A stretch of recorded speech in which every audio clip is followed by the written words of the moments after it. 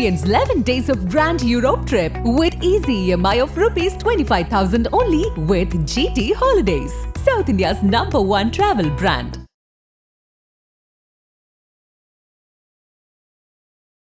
Sir ஒரு story எழுதணும்னா எவ்வளவு நேரம் ஆகும் சார்? அது நேர கணக்கே இதில் எடுக்க முடியாதும்மா. அதாவது ஒரு கதை குறைந்தது சரியாக எழுதப்பட வேண்டுமானால் மினிமம் ஒரு 3லேருந்து 4 மாதங்கள் தேவைப்படும். ஒரு கதையினுடைய கருத்தை எடுத்துக்கிட்டு முதல்ல அதை ஒட்டி கேரக்டர் பண்ணணும். அதாவது இப்போ பாசமலர்னு எடுத்துக்கிட்டாங்க. கதை என்ன? ஒரு தங்கைக்கும் அண்ணனுக்கும் உள்ள பாசப்பிணப்பு அப்படின்னு முடிவு பண்ணிட்டாங்கன்னா, அந்த தங்கைக்கும் அண்ணனுக்கும் உள்ள உணர்ச்சி பூர்வமான காட்சிகள் என்ன?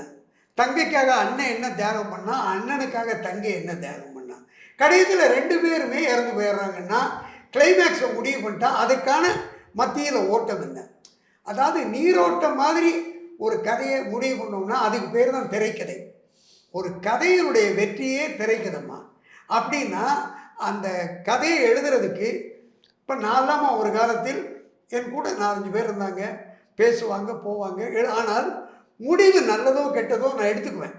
படம் வெற்றி அடையுது தோல்வி அடையுது, முடிவை என்ன பண்ணுவேன், நல்ல விஷயம் யார் சொன்னாலும் அடே இது நல்லா இருக்கு இந்த கதைக்கு அப்படின்னு எடுத்துக்குவேன். ஆனால் எழுதுகிற போது முடிவு நான் எடுப்பேன். எடுத்து நானே உட்கார்ந்து எழுதுவேன். மற்றவங்க எழுத சொல்ல மாட்டேன். நான் எழுதி எனக்கே திருப்தி வந்ததுக்கு பிறகு அவங்கள கூப்பிட்டு படிக்க சொல்லுவேன். ஸோ ஒரு கதை ஒரு நாளில் உருவாகிறது கதை. நான் 2 மணி நேரத்தில் எழுதிட்டேன், இதெல்லாம் 10 நிமிஷத்தில் எழுதிட்டேன், அதெல்லாம் ஒரு ஹம்பக். அதெல்லாம் சும்மா வேண்டாம், சொல்கிறதுக்கு வேண்டாம், சுகமாக இருக்கும். ஒரு கதையை இப்போ நான் திருலோக் சார்கிட்ட நான் எழுதின நாடகம் சொந்தம். அது அவர் என்ன சொன்னார்னா, என்னை பெங்களூர் கூட்டு போனார். திருலோக் சார் வந்து மிகப்பெரிய டைரக்டர். சிவாஜி சாருடைய அதிகமான படங்களை டைரக்ட் பண்ணுவார். அன்பேவா அவர் தான் பண்ணார். அவர் எனக்கு முதல் படம் கொடுத்தார் 1972 என்னை திரைப்படத்தில் அறிமுகம் பண்ணிய என் குருநாதர் அவர். ஸோ அவர் என்ன பண்ணுவார், கதையின்னு முடிவெடுத்தோடனே ஒரு ரைட்டரே கூட அவங்களுடைய அசிஸ்டண்ட்லாம் கூட்டிகிட்டு பெங்களூர் போவார். பெங்களூரில் நாங்கள் உட்லண்ட்ஸ் ஹோட்டலில் இருப்போம். நாளே அவரோட நான் பழகாத காலத்தில் அவர் எனக்கு என்ன சொன்னார்னா, இது மக்கள்கிட்ட போய் சேர்ற வரைக்கும், அதனால் நம்ம அவசரப்பட வேண்டாம். ஒரு படத்துக்கு ஒரு 60 சீன் அப்படின்னு முடிவு பண்ணுறோம்னு வச்சுக்கோமா. இந்த 60 சீனில் ஒரு ஃபைட் இருக்கலாம், ஒரு 2 சீன் போட்டும், ஒரு 5 சாங் இருக்கலாம், 5 சீன் போயிடுச்சு. இப்போது 5 2 7 இது மாதிரி தேவையில்லாத சீன் ஒரு 10 சீன் போச்சுன்னா 60 சீனில் 50 சீன். 60 சீன் ஒரு படம்னா ஒரு 50 சீன். அதாவது அந்த காலம் 120 சீன் 130 சீன்லாம் வரும். அது என்னென்னா சின்ன சின்ன சீனாக பண்ணுவாங்க. பட் ஜென்ரலாக 50லேருந்து 60 சீன்கிறது ஒரு நல்ல குடும்ப கதைக்கான ஒரு திரைக்கதைக்கான சீன். அப்போ அவர் சொல்வார், நாராயணன் இன்றைக்கி 1வது சீன்லேருந்து 5வது சீன் வரைக்கும் பேசுகிறோம். இந்த 5 சீனை கரெக்ட் பண்ணிட்டு நாளைக்கு 6வது சீன்லேருந்து 10வது சீன் பேசுகிறோம். அப்படித்தான் சொல்லுவார். தவிர ஒரே நாளில் 10 சீன் அதெல்லாம் நம்ம ஃப்ரீயாக மைண்டை வச்சுக்கணும். ஒரேடியாக டென்ஷனை க்ரியேட் பண்ணால் சீன் போயிடும். அப்படின்னு என்ன பண்ணுவார், 3 பக்கமும் 3 டேப் ரெக்கார்டர் இருக்கும். அப்போ அசிஸ்டண்ட் அசோசியேட் ஒரு டேப் ரெக்கார்டு வச்சுக்குவாங்க, என் பக்கம் ஒரு டேப் ரெக்கார்டர் இருக்கும், திருலோக் சார் பக்கம் ஒரு 3ஐயும் ஆன் பண்ணிடுவோம். யார் வேணாலும் கருத்து சொல்லலாம். அதெல்லாம் எதை பற்றி சார் இது நல்லா இல்லை சார் நல்லா எல்லாம் வரும். அதையெல்லாம் ஒரு நைட்டு அவர் தனியாக போட்டு கேட்டு அவருக்கு எது கரெக்டுன்னு தோணுதோ அதை அடுத்து நான் லிஸ்ட் அவுட் பண்ணி, நீங்கள் நேற்று பேசுகிறேன் இல்லை அதெல்லாம் சரியில்லை, இது கரெக்டாக, இதை ஃபாலோ பண்ணி இதை எழுதுங்க, இதை முடிச்சிடுங்க, அப்புறம் அடுத்த 5 சீன் நீங்கள் பண்ணுவோம். அப்புறம் சாயந்தரம் நான் என்ன சொல்லுவார், வேண்டாம் மார்னிங்லேருந்து மத்தியானம் வரை பேசிட்டோம், மைண்டு கொஞ்சம் ரிலாக்ஸ் பண்ணுவோம், வாங்க எங்கேயாவது இன்றைக்கி ஒரு ஹிந்தி படம் பார்த்து வருவோம், ஒரு இங்கிலீஷ் படம் பார்த்து வருவோம். எல்லாரையும் கூட்டிகிட்டு அசிஸ்டண்ட்டு அசோசியேட்டு ரைட்டர் அவர் எல்லாருமே சேர்ந்து ஒரு படம் பார்ப்போம். படம் பார்த்துட்டு அடுத்த நாள் ஆரம்பிப்போம். ஒரு காலத்தில் ஒரு டைரக்டர் ஒரு கதையை முடிவு பண்ணால் கூடவே ரைட்டரை வச்சுருந்தாங்க. இப்போ ரைட்டரை வந்து ஃபோனில் பேசிட்டு ரைட்டரை பார்க்காமலே படம் வருது. உங்கள் படத்துக்கு ரைட்டர் யார் சார்? யாரோ ரைட்டர்னு சொன்னாங்க, யாருன்னு தெரியாது, பட் படத்தில் ஒரு பேரை போடல, நாங்களாம் எங்கள் பேரை போட்டோம். ஸோ ஒரு காலத்தில் ஒரு கதை, ஒரு நியாயமான கதை தொடர்ந்து எழுதி முடிக்க வேண்டுமானால் குறைந்தது 2 அல்லது 3 மாதம் ஆகும். அதை நினைத்தால் 10 நாளில் எழுதலாம். அதெல்லாம் வந்து ஏன் எழுதக்கூடாதான்னு கேட்டால் எழுதலாம். ஒரு பெர்ஃபெக்ஷன், ஒரு கதையினுடைய முழுமை. ஒரு குழந்தை எப்படி 10 மாதம் சிசுவாக இருந்து பிரசவிக்கப்படுதோ அது மாதிரி ஒரு கதைக்கு ஒரு 3 மாதமாவது இருந்தால் வேற சிந்தனை இல்லாமல். ஒரே நேரத்தில் இப்போ நான் ஒரே நேரத்தில் 13 படம் எழுதினேன். ஒரு நேரத்தில் 13 படம் எழுதினேன். 5 டைரக்டர் ஒர்க் பண்ணேன். ஆனால் இங்கேருந்து அங்கே போவேன், அங்கேருந்து இங்கே போவேன். ஆனால் என்னன்னா எல்லா இடத்துலையும் டைரக்டர்கள் வேறு வேறையாக இருந்ததுனால பாதி சுமை அவங்க தூக்கிடுவாங்க. நமக்கு இது வேணும் இது வேண்டாம்னு சொல்லலாம். ஒரு கான்ட்ராஸ்டான விஷயமா தூண்டில் மீன் ஒரு படம். அந்த படத்தில் கிளைமேக்ஸில் பிரச்சனை வந்துருச்சு. அது லட்சுமி நடித்த படம், நல்லா ஒன்று படம். அது ரிட்டன் பை ஜாவர் சீதாராமன், என் குருநாதன். அதே நான் டைலாக் எழுதுகிறேன். கிளைமேக்ஸில் லட்சுமி, மேஜர், மோகன் ஆர்டிஸ்ட். நான் இந்த கிளைமேக்ஸ் சரியில்லைன்னு டைரக்டர் சங்கரையத்தை சண்டை போடுறேன். அவர் எம்ஜிஆர்கிட்டையும் சிவாஜிகிட்டையும் ஒன்றாக பணிபுரிந்த ஒரு அசோசியேட் டைரக்டர் கே சங்கர் சார்ட்ட. அவர் தான் வந்து ரேவதிக்கு அப்பாவா சந்திரமௌலியா நடித்தார். அவர் பிறந்தார். அவர் எனக்கு முதல் 3 படம் கொடுத்தார். எனக்கு இன்றைக்கும் என் குடும்பத்தில் ஒருவர், என் கூட பிறக்காத சகோதரர், இன்னும் சொல்லப்போனால் என்னுடைய தகப்பனுக்கு சமூகவர். அவர் என்ன பண்ணார், கிளைமேக்ஸில் நீ எழுதுனது நல்லா இல்லைன்னு என்னோட சண்டை போடுறாரு. நான் இல்லை நல்லா இருக்குன்னு சண்டை போடுறேன். எங்களுக்குள்ளே சண்டை வந்துருச்சு. நான் என்ன சொல்லிட்டேன், உங்கள் படம் வேண்டாம் சார், வேண்டாம் அப்படின்னு நான் கோவிச்சுக்கிட்டு நடிகர் ஸ்ரீகாந்த் வீட்டில் போய் படுத்துட்டேன். படம் ஷூட்டிங் நின்று வச்சு. அருணாசலம் ஸ்டுடியோவில் லட்சுமி என்ன சொன்னது, என்ன டைரக்டரும் ரைட்டரும் சண்டை போட்டுக்கிட்டு நான் உட்காந்துருக்கேன், அவர் வாட்டுக்கு போயிட்டார், நீங்கள் என்ன பண்ணணும். இல்லை இல்லை எனக்கு இந்த கிளைமேக்ஸ் பிடிக்கல அப்படின்னு சங்கரையர் சொல்கிறார். உடனே லட்சுமி என்ன, சரி பரவாயில்ல ஒன்று பண்ணுவோம், அவர் சொன்ன மாதிரியும் எடுத்துங்க, நீங்கள் சொல்கிற மாதிரியும் எடுங்க, போட்டு பார்ப்போம், எது நல்லா இருக்கோ அதை படமாக வச்சுப்போம். இது லட்சுமியோடைய. ஆனால் ப்ரொடியூசர் யார், அவர் எப்படி செலவழிப்பார்? 2 விதமாக சமையல் பண்ணுங்கள், இந்த பக்கம் இலையில போடுங்க, அந்த பக்கம் இலையில போடுங்க, ஒன்றை சாப்பிடுவோம் ஒன்றை தூக்கி போடுறோம்னா அந்த செலவு யாரை ஏற்றுக்கிறது? ப்ரொடியூசருக்கு செலவு, வீண் செலவு. ஆனாலும் வேறு வழி இல்லை. இல்லை சரி பரவாயில்ல 2, ஏன்னா கிளைமேக்ஸ் ஒரு படத்தினுடைய உச்சக்கட்டம், அது டம்முன்னு போயிடுச்சுன்னா படம் அவுட் ஆயிடும். சரி 2 விதமாக எடுத்தாச்சு. என்னை கூப்பிட்டு சமாதானம் பண்ணுறாரு சங்கரையர். ஒரு டைரக்டர் எப்படி இருந்திருக்காருன்னு எல்லாம் பெருமைப்படுறேன்னா என்கிட்ட சொன்னார், காரைக்குடி என்னப்போ நான் சொல்லிட்டேன்னு கோச்சிக்கிட்டு காரில் ஏறி போயிட்டேன். நான் என்ன உன் வீட்டில் சண்டை போட்டேன்னா ஏன் கதைக்கு சண்டை போட்டேன், அதுக்கு போய் நீ ஓடி போயிட்டேன். காரணம் ஏன் தெரியுமா ஓடி போகிற, உனக்கு இன்னும் கல்யாணம் ஆகலை. கல்யாணம் ஆகிருந்தால் மாதம் ஆனால் எலக்ட்ரிசிட்டி கட்டணும், பால் கார்டு வாங்கணும், வாடகை கொடுக்கணும், பயம் வரும். ஐயோ இதெல்லாம் பண்ணால் தான் சம்பளம் கொடுப்பான். எவனுக்கு அதுக்கு இல்லை. நீ வாடி போய் ரூமில் படுத்துருவா. பார் உட்கார், நீ சொன்ன மாதிரி எடுக்கிறோம், நான் சொன்ன மாதிரி எடுக்கிறோம். 2 விதமாக எடுத்தேன். எடுத்து எடிட் பண்ணியாச்சு. உமாநாத் சார் பெரிய எடிட்டர், ஜெமினி ஸ்டுடியோவுக்கு பக்கத்தில் எடிட் பண்ணியாச்சு. யார் முடிவு பண்ணுறது? இப்போ பிரச்சனை என்னென்னா, காரக்குநாராயணன் சொன்னதையும் கிளைமேக்ஸ் எடுத்தாச்சு, சங்கரையர் சொன்னதையும் எடுத்தாச்சு. லட்சுமி 2ஐயும் எடுங்க, நான் டேட் தரேன் கொடுத்து நடித்து முடிச்சாச்சு. முடிவு யார் எடுக்கிறது? திருப்பி அவரே எடுத்தால் நான் என்ன சொல்லுவார், அவர் தான் நல்லா இருப்பார், நான் எடுத்தால் நான் நல்லா இருப்பேன். உடனே பொதுவான ஆள் யாரா, 2ஐயும் போட்டு காட்டுன்னு யாரை முடிவு பண்ணோம்? ஜெமினி ஸ்டுடியோவின் அதிபர் எஸ்.எஸ். வாசன் சாருடைய மகன், ஆனந்த விகடனுடைய பொறுப்பாளர் ஆசிரியர் பாலசுப்ரமணியம் சார், அவரையும் அவர் மாப்பிள்ளை ஜி.எஸ். மணி, அவர் தான் சாந்தி நிலையம் அதெல்லாம் எடுத்தவர், அவர் 2 பேருக்கும் போட்டு காட்டுறோம்.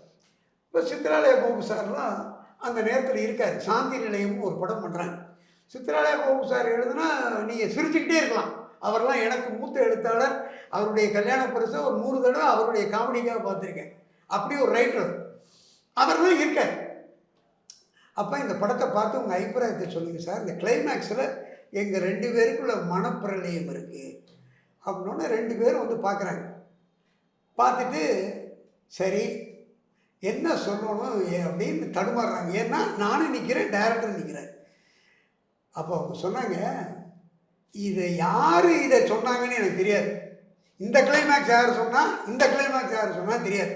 எது நல்லா இருக்குன்னு தானே கேட்குறீங்க. இது நல்லா இருக்குன்னு நான் எதை முடிவு பண்ணணும் அதை நல்லா இருக்குன்னு அவங்க 2 பேர் சொன்னாங்க.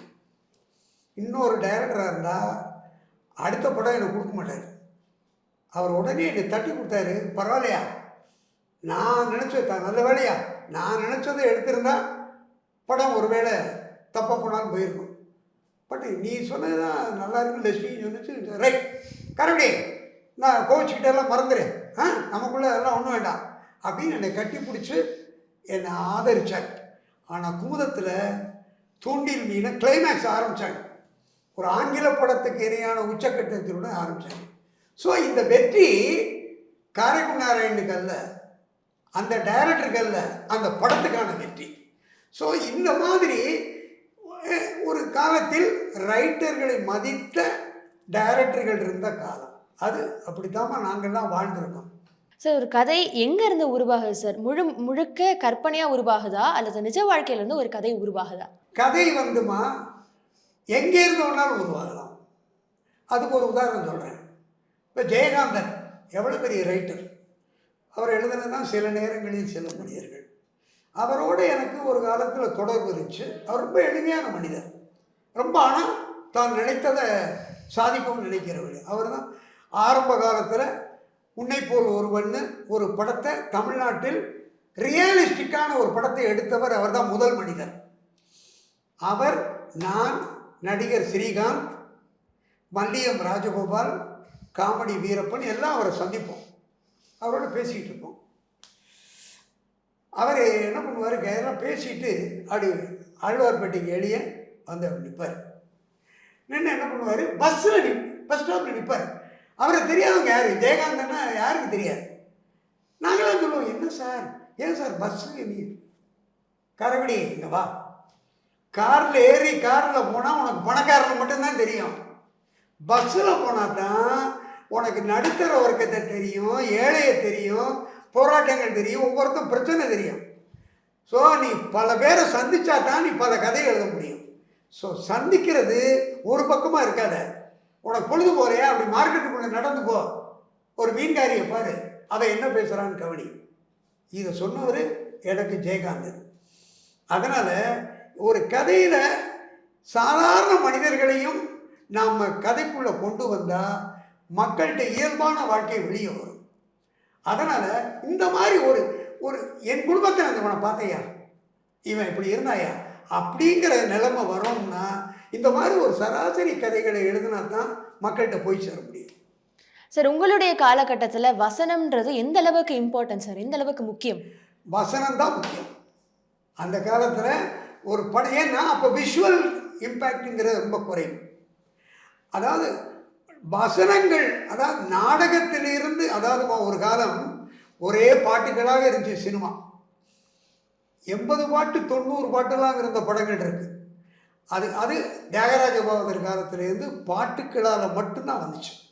அப்புறம் பாட்டு முடிஞ்சோடனே என்னாச்சு, நாடகத்தில் கடக்கமுடக்கான வசனம், வந்தாயா போனாயா புருஷோத்மா, இப்படி தான் பேசுவாங்க, ரொம்ப கிராமட்டிக்கலாக பேசுவாங்க.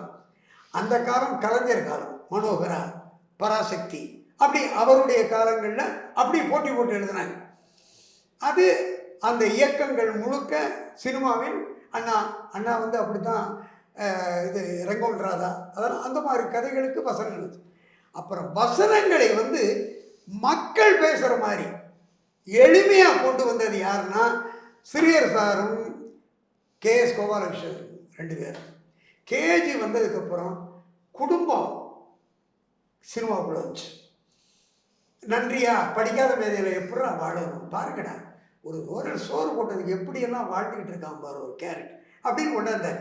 அதே மாதிரி நட்பில் கை கொடுத்த தெய்வம் ஒரு படத்தை சாவித்திரிமாவை கொண்டாந்து சிவாஜி SSR மோத விட்டார். அவர் இயல்பாக கொண்டு வந்தார். அவங்க 2 பேரும் வந்ததுக்கப்புறம் சிறியர் சாரும் KS கோபாலகிருஷ்ணன் சாரும் வந்த பிறகுதான் சினிமா இயல்பான சினிமாவுக்கு வந்துச்சு. அது வரைக்கும் என்னென்னா, என்ன எங்கே போய் கொண்டிருக்கிறாய் தர்மேந்திரா, அங்கேயே போனாயா, எப்பொழுது வருவாய், இப்படி தான் பேசிக்கிட்டாங்க. அதையெல்லாம் மாற்றி எப்படா இருந்த, எப்போ வருவாய், இப்படி கொண்டாந்தது கலைஞராக கொண்டாந்து கோயில். ஸோ அந்த காலகட்டத்தில் 1964 65 தான் சினிமா இயல்பு சினிமாவாக வந்துச்சு. அதான் உண்மை. சார், ஒரு கதை எழுதுறதுக்கும் ஒரு வசனம் எழுதுறதுக்கும் இருக்கிற முக்கியமான வித்தியாசம் என்ன? அண்ட் எது கடினம் சார்? அதாவது கதை எழுதுறதுக்கு வசனம் தேவையில்லைம்மா. ஆனால் வசனத்துக்கு கதை தேவை. எப்படின்னா, ஒரு கேரக்டர் என்ன முதல்ல பண்ணுறோமோ, அதாவது ஒரு மோசமான கேரக்டர், ஒரு கஞ்சன், அவன் யாருக்கும் 10 பைசா கொடுக்க மாட்டான் அப்படின்னா அந்த கதையில் எழுதுனா அதற்கு தகுந்த வசனத்தை எழுதுவோம். ஸோ கதை கேரக்டர் என்ன சொல்லுதோ அதுதான் வசனமாக இருக்க முடியும். அதுக்கு தான் வசனத்தை வைத்து கதையை முடிவு பண்ண முடியாது. கதையை வைத்து வசனத்தை முடிவு பண்ணலாம். ஆனால் ஒரு வசனம் தான் மக்கள்கிட்ட போய் சேரும். கதையை படம் பார்த்துட்டு நல்லா நடிச்சாங்கப்பா, நல்ல சீன், அந்த சீன் பிரமாதம்னு சொல்லுவாங்களே தவிர அந்த கதை நல்ல கதைன்னு சொல்ல மாட்டாங்க. ஸோ பொதுப்படையாக இந்த வசனத்துக்கு ஒரு ஆதாரம் என்னென்னா கதை தான். கதை இல்லாமல் எப்படி வசனம் எடுக்க முடியும்? கதையை சொன்னால் அதுக்கு கேரக்டரைசேஷன் முக்கியம். அதாவது பீம்சிங் சார் எப்பவும் என்ன சொல்லுவார்னா, அப்பா நீங்கள் படம் பண்ணால் 2 மனசில் வச்சுக்கிட்டு பண்ணுங்கப்பா. ஒன்று, மக்களோட இந்த கேரக்டர் இருக்கான்னு தெரியும். இன்னொன்று, அந்த மக்கள் அடையாளத்தோட ஒரு கேரக்டர் பேசுறது அந்த கேரக்டரைசேஷனுக்கு பொருத்தமாக இருக்கணும். அதை விட்டுட்டு டைலாக் நல்லா இருக்குங்கிறதுக்காக யார் வேணாலும் எதையும் பேசக்கூடாது. அதாவது படித்தே இருக்க மாட்டான், ஆனால் பெரிய தத்துவமாக பேசிக்கிட்டு இருப்பான், அது தப்பும் பாரு. அவனுக்கு தெரிஞ்சதை பேசணும், அதுதான் இது. அதே மாதிரி ஒரு படத்துக்கு உச்சகட்டம் கிளைமேக்ஸ். ஒரு படத்தை நீ கிளைமேக்ஸை லூஸ் பண்ணிட்டீங்கன்னா படம் பூரா போயிடும். ஸோ கேரக்டரேஷன் ரொம்ப முக்கியம். அந்த கேரக்டரேஷன் முக்கியமாக இருந்தால் வசனம் ஆட்டோமேட்டிக்காக வரும். கேரக்டரே இல்லைன்னா வசனமே வராது. அதனால் வசனமும் கதையும் முக்கியம்தான். ஆனால் ஒரு கதையை தூக்கி நிறுத்துறது திரைக்கதை, திரைக்கதையை தூக்கி நிறுத்துறது வசனம். அதனால் ஒன்றுக்குள்ள ஒன்று பின்னி கிடக்கிறது தான் கதை, திரைக்கதை, வசனம். சார், இப்போ சினிமாவில் இருக்கிற வசனங்கள் கதைகள் எல்லாம் பார்த்தீங்கன்னா உங்களுடைய கருத்து என்ன சார்?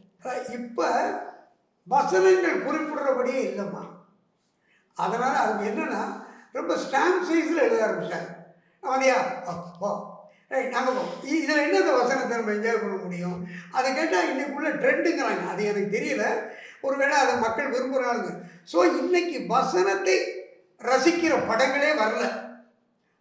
அந்த சீனில் ரொம்ப அருமையாக டைலாக் பேசுனாங்கப்பா அப்படின்னு சொல்கிற மாதிரி இருந்துச்சுன்னா நம்ம சொல்லலாம். இப்போ வசனத்துக்கு முக்கியத்துவமே இல்லை. ஒன்லி ஹீரோ ஓரியண்டாக அவங்க விஷுவல்ஸுக்கு தான் மரியாதை கொடுக்குறாங்க. ஒரு கதையை கேமராமேன் என்ன நிகழ்த்தி கொண்டு போகிறாரோ அதுதான் இன்றைக்கி படமாக இருக்கே தவிர, ஒரு கதைக்குள்ளே ஒரு கேரக்டர் ஒரு வசனம் பேசுனா அது மனசை தச்சுது, அதெல்லாம் எதுவுமே இப்போ கிடையாது. இப்போ நான்லாம் எழுதின போது பழகின போது திருலோக் சார் எல்லாத்தையும் பாராட்டுவார். செட்டில் காரைக்குடினார் இப்படி ஒரு டைலாக் எழுதியிருக்காரு, நல்லா இருக்குது. அதாவது ஒரு இடத்துல குழந்தை இல்லை கேஆர் விஜயாவுக்கு, ஆனாலும் தன் கணவனுக்கு தன் தோழியை கல்யாணம் பண்ணி வச்சு அவள் ப்ரெக்னென்ட் ஆகிறா, அவளும் குழந்தை பிறக்குது. அப்போ இந்த பெண் கேட்பா, பிரமீளா கேட்பா, ஏய் நீ அனுபவிக்கிற வாழ்க்கையை நான் அனுபவிக்கிறேன், நீ எனக்கு வளர்ப்பு நடத்தலாமான்னு கேட்பான்.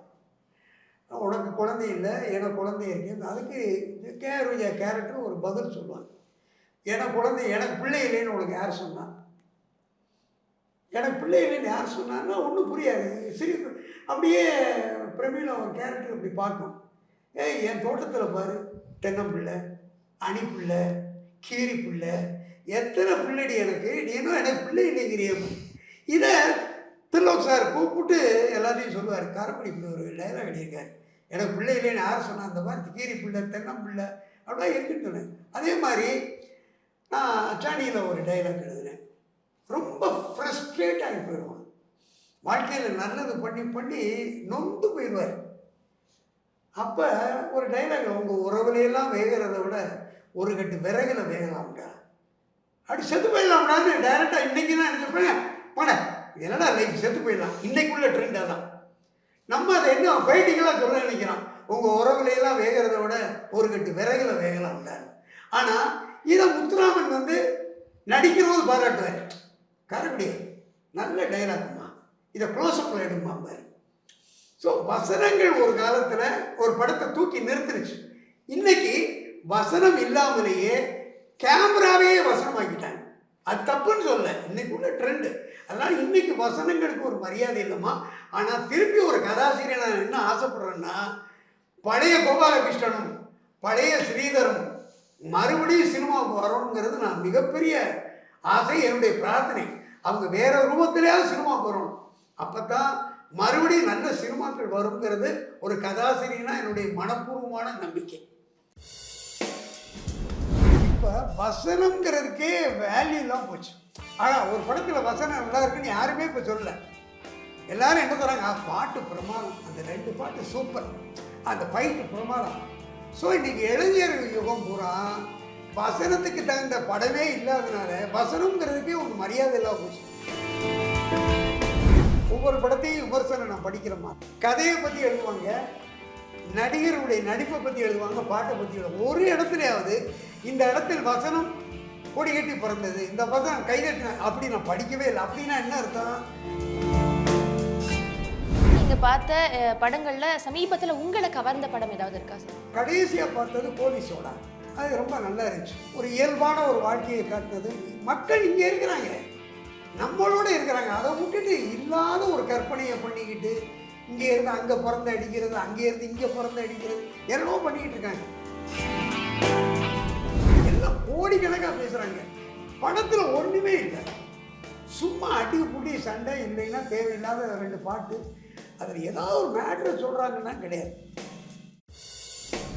இந்த காலத்துக்கு ஏற்ற மாதிரி கதைகள் ஏதாவது வச்சுருக்கீங்களா, இல்லை கதைகள் உருவாக்கணும்னு நீங்கள் ஆசை உண்டா? இப்போ எனக்கு எந்த லாங்குவேஜுக்கும் என்ன கதை வேணாலும் கொடுக்குறதுக்கு என்கிட்ட கதை இருக்கு. பரபரப்பான சினிமா செய்திகள், நட்சத்திரங்களின் பேட்டிகள், சினிமா வரலாறு ஆகியவற்றை பார்க்கவும் படிக்கவும் உங்களுக்கான இணையதளம் tourantalkies.co.